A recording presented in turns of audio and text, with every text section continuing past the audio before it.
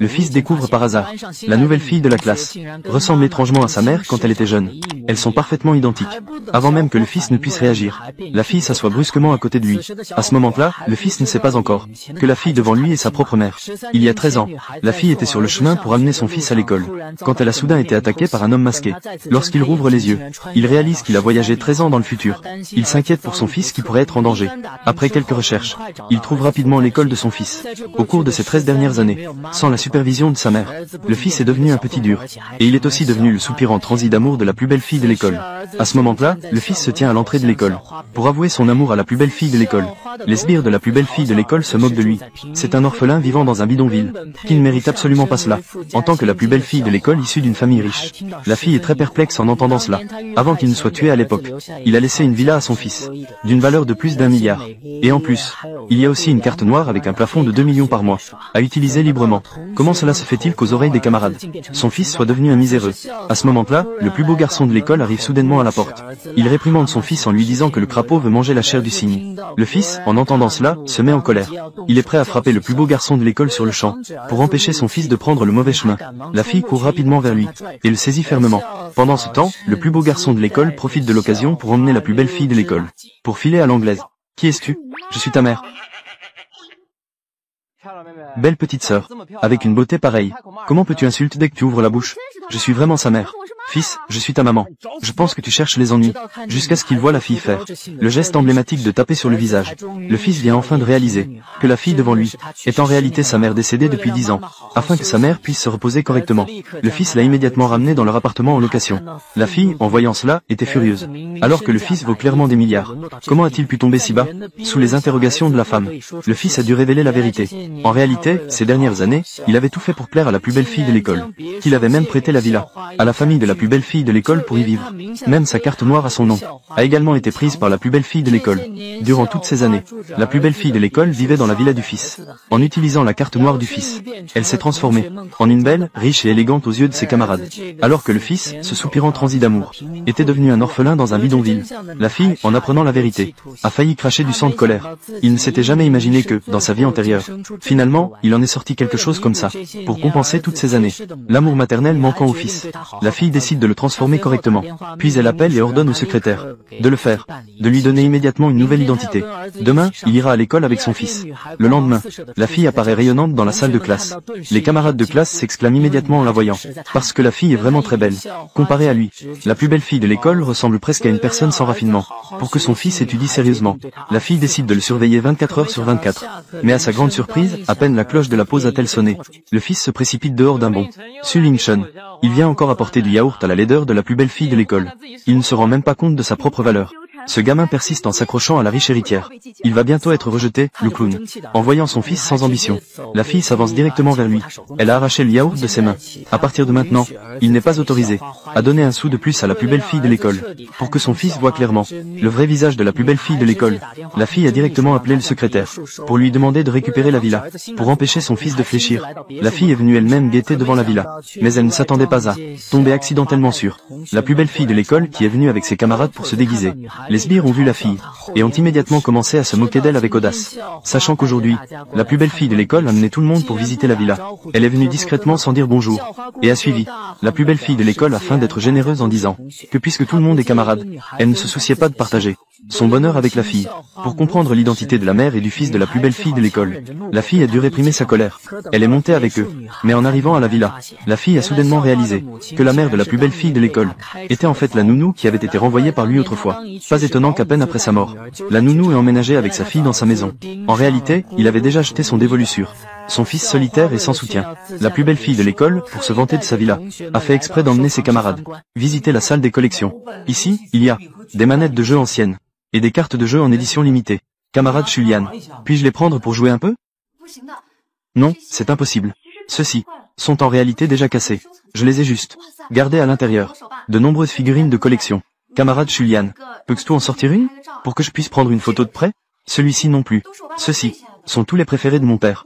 Même moi, je ne peux pas les toucher. Ça sonne assez vrai. En réalité, c'est juste que je ne peux pas ouvrir les cadenas de mes vitrines de collection. Miséreux. Tu as élargi tes horizons, n'est-ce pas? Tu peux bien regarder. Après tout, tu ne pourras plus le voir. En effet, vous devriez aussi bien regarder. Après tout, c'est aussi la dernière fois.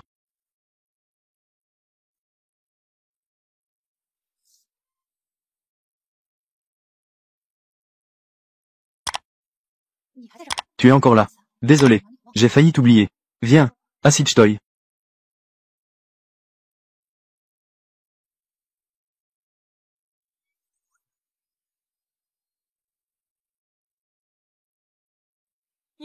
Bonjour.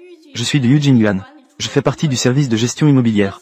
Les frais de propriété de l'appartement 1701 ont déjà plus d'un mois de retard. Aujourd'hui est la date limite. Quels frais de propriété? Vous aviez payé spécifiquement. Mais la carte de paiement des frais de propriété a été désactivée. Ce qui a entraîné le non-paiement des frais de propriété le mois dernier. Le paiement a échoué.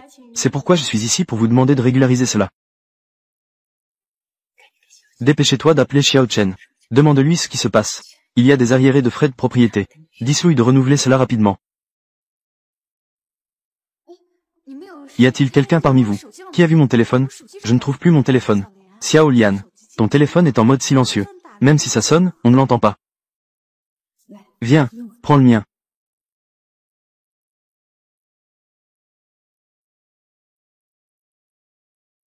En mode haut-parleur.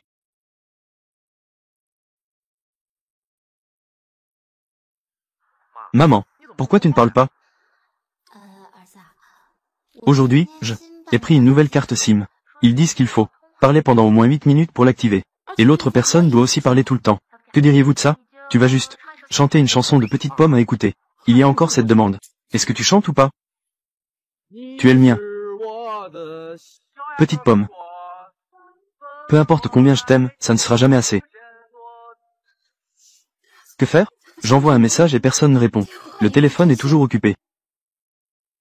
Le propriétaire de l'appartement 1701. Puis-je vous demander? Puis-je payer les frais aujourd'hui?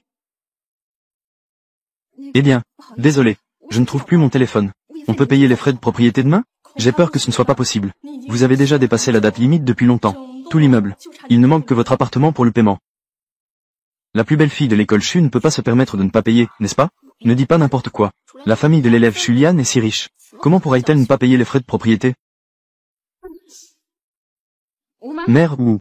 Passe-moi d'abord ton téléphone. Paye les frais de propriété. Sur quelle base? Pourquoi j'ai l'impression que cette nounou semble ne pas respecter l'employeur? Ne pas vraiment le respecter. Je vais contacter Shulin Shen tout à l'heure. Je vais lui demander de te donner l'argent à nouveau.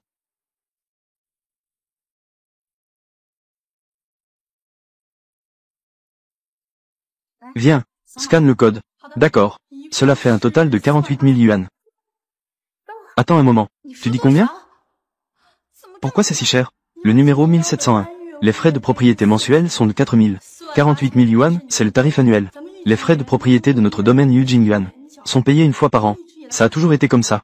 Vous êtes le propriétaire. Vous ne le saviez pas? Bien sûr que je le sais. Mais le solde de ma domestique n'a pas autant d'argent. La famille de ma domestique n'est pas riche. Elle ne peut pas sortir autant d'argent. Alors, faisons comme ça. Je vais d'abord payer les frais mensuels de propriété. Attendre que je trouve mon téléphone. Pour le compléter ensuite. Ça vous va? Eh bien. Classmate Julian, ton téléphone est ici. Désolé, mon téléphone était coincé sous moi. Classmate Chu, est-ce que tu as des difficultés à la maison? Alors dis-moi, je t'aiderai si je peux. À l'époque, sur ma carte de propriété, il y avait 600 000. Cette mère et sa fille ont vécu gratuitement dans ma maison. Elles n'ont jamais payé un sou. Que racontes-tu? Quelle difficulté peut avoir cette petite Liane? Son allocation mensuelle est d'au moins 100 000. Ce n'est pas beaucoup. 5 000 yuan de frais de propriété. Qu'est-ce que ça représente pour elle? Oui. N'est-ce pas que je manque d'expérience? Alors, camarade Chu.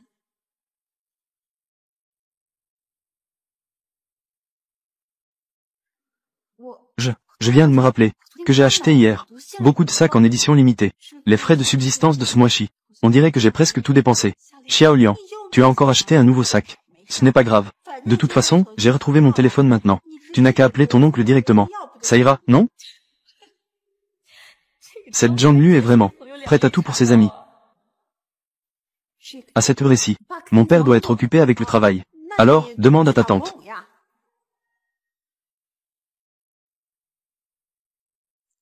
Ma mère est en vacances à l'étranger et il y a un décalage horaire. Elle ne peut pas voir les messages. Alors, vous pouvez voir.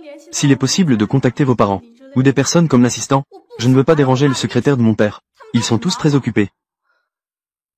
Je dis que vous, ce service de propriété, pourquoi êtes-vous si agressif? J'ai dit que je paierais les frais de propriété. Ça ne s'enfuira pas. Encore comme ça. Attention, je vais vous porter plainte. Vous savez vraiment raconter des histoires. Je ne sais pas combien de temps Liu Tong mettra pour arriver. Le propriétaire du 1701 est ici. Monsieur Liu. Je suis le propriétaire du 1701. Les frais de propriété. Je suis ici pour payer.